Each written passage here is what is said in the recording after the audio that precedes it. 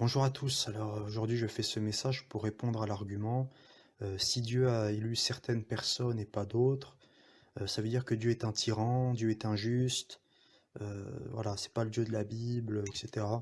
Donc voilà, je voulais vraiment répondre à ça parce que c'est récurrent. Cet argument est récurrent chez ceux qui n'aiment pas la souveraineté de Dieu, qui n'aiment pas que Dieu fasse ce qu'il veut, que Dieu a un peuple choisi, spécifique. Et on va s'appuyer là aujourd'hui sur Romains 9, encore une fois, hein, à partir du verset 19 jusqu'au verset 23, puisque Paul répond à ces personnes qui disent Dieu est injuste, parce qu'il a prédestiné des gens au salut et pas d'autres. Donc, qu'est-ce qu'il est dit? Tu me diras, pourquoi blâme-t-il encore? Car qui est-ce qui résiste à sa volonté? Ô homme, toi plutôt, qui es-tu pour contester avec Dieu?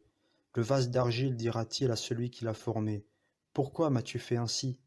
Le potier n'est-il pas maître de l'argile pour faire avec la même masse un vase d'honneur et un vase d'un usage vil?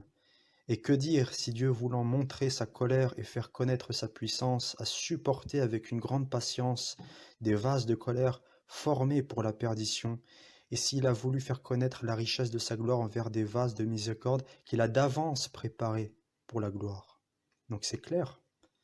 C'est clair. Qui es-tu, toi, homme, pour contester avec Dieu? Tu n'es qu'un vase. Dieu, il est là depuis toute éternité. C'est le Dieu suprême, le Dieu créateur de toutes choses. Qui on est, nous, qui sommes nés hier, pour dire t'es injuste, parce que tes desseins, ils sont comme ça? On est qui, nous? Franchement, il faut arrêter, hein. Et Paul le dit, parce que Paul sait comment il est le cœur humain.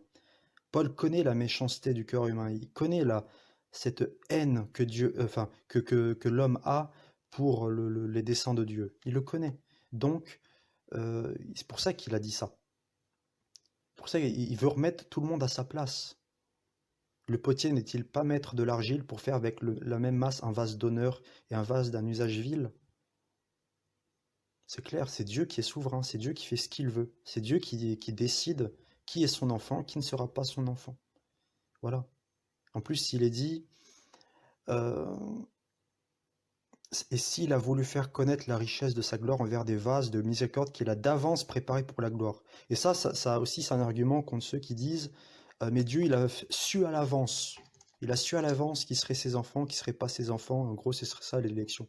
Mais Dieu, il n'a pas simplement su d'avance. Il a préparé d'avance des vases de miséricorde. Il les a préparés d'avance. Tout simplement. Avant même qu'on ne naisse, il nous a préparés au salut. C'est ça c'est là où vraiment on voit l'amour de Dieu. L'amour de Dieu, il date même d'avant la fondation du monde. Il date pas depuis notre conversion. Comme ceux qui croient au libre arbitre, ils pensent que c'est à partir de la conversion que Dieu nous aime. Mais non, c'est avant la fondation du monde.